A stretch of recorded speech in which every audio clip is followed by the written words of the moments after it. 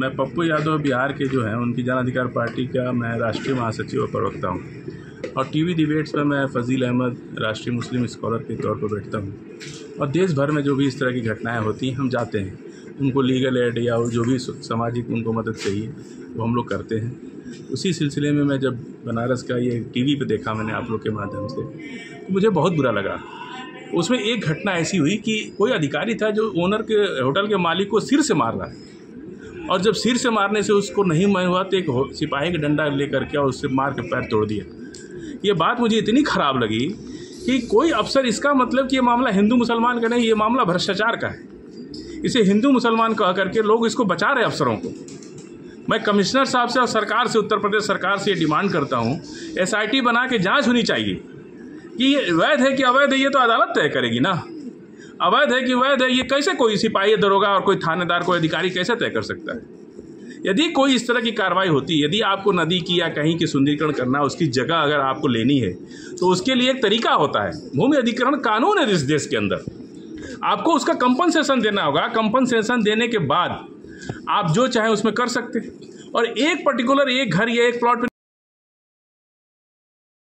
पूरा क्षेत्र जितना एरिया में आपको लेना है, उन सब के साथ एक तरह का व्यवहार होना चाहिए कि आप किसी का सर तो होटल तोड़ दिया, किसने मांगा पैसा, कैसे? एक साल पहले मैंने कहीं सुना था कि एक SDM फर्नीचर की दुकान पर गए और फर्नीचर वाले ने पैसा मांग दिया, अगले दिन बुलडोजर लेकर उसके घर पहुंच गए। ये क्या चल रहा है उत्तर प्रदेश में? यहाँ पे किसने पैसे की मांगी थी? मैंने जो टीवी पे ओनर ने कहा कि हमसे लगातार करोड़ रुपए मांगे गए, नहीं देने पे ये कार्रवाई हुई। तभी मैं बनारस आया। मुझसे कल रात में पप्पू यादव जी से बात हुई, उन्होंने कहा कि आप जाइए, मामले को देखिए और हम जा करके प्रधानमंत्री को चिट्ठी लिख करके पूरी विस्तृत रिपोर्ट तैयार करके मैं प्रधानमंत्री को दूंगा और मांग करूंगा। और मैं ओनर्स से भी मिल करके बात करूंगा कि इस लड़ाई को यहीं नहीं छोड़ना है, सुप्रीम कोर्ट तक जाइए। बात की जा रही, बार पैसे की बात हो रही है कि करोड़ रुपए की मांग की जा रही है, तो आखिर मांग कर कौन? अरे अब जो अफसर सिर से मार रहा है उसका क्या मतलब है सिर से मारने का? भाई आप निजी, इतना निजी क्यों हो रहे हो? कोई आपकी निजी झगड़ा है?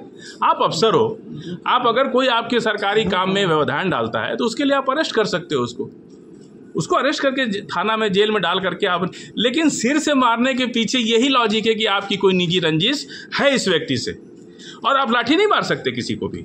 आप फांसी दे दीजिए, उसको जेल में डाल दीजिए, लेकिन किसी को लाठी, अफसर वो भी एक IAS UPFC इतना पढ़ करके बनते हैं, उस जिला अफसर टाइप का अफसर लाठी चलावे, उसकी बुद्धि का यही है कि वो कितना, मतलब कहाँ ख़त्म है वो। जिस तरह से एक इतने बड़े होटल के मालिक की जब आबरू सुरक्षित नहीं है, ये लोग आदत पड़ गई है ठेला वालों, खुंचा वालों को लाठी से मारना, उनको अपमानित करना। सरकार से क्या मांग? इस देश की, सुन लीजिए, इस देश की जो समस्या है ना, गरीबी नहीं है, गरीबी के नाम पर जो अपमान है गरीबों का ना, सबसे बड़ी समस्या उस देश की है।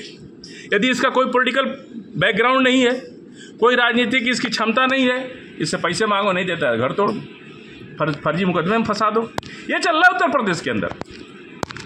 और मैं तो दिल्ली के अंदर अब मैं चैनल्स पे ये बात उठाऊंगा और मैं प्रधानमंत्री को, गृह मंत्री को लिख करके चिट्ठी पूरी रिपोर्ट के साथ मैं दूंगा कि उत्तर प्रदेश में जो कुछ हो रहा है एक बनारस के एक व्यापारी के साथ, उसको मुसलमान की जगह से मत देखिए, उसको इस देश के नागरिक किया और व्यापारी के साथ हुआ है। इस पूरे बनारस का सिर्फ मुसलमान नहीं, हिंदू, मुसलमान, सिख, ईसाई सबको इस व्यक्ति के साथ खड़ा होना चाहिए, क्योंकि ये बनारस का नागरिक है, बनारस का भाई है ये। इसको हिंदू मुसलमान से नहीं, आज इन पर आएगी, कल सब पर आएगी। करोड़ों रुपए की मांग हो रही है, सबसे हो रही है, सभी लोग पैसे दे रहे हैं, इन्होंने मना कर दिया देने से। और ये सबका टाइम आएगा।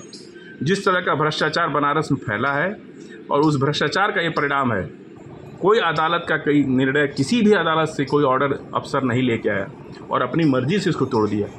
आखिर न्यायालय फिर बंद कर दीजिए, जजेस का क्या काम है फिर? इस देश में संविधान है कि भाई न्यायालय तय करेगा कि वैध है क्या अवैध है, कोई अफसर नहीं तय कर सकता।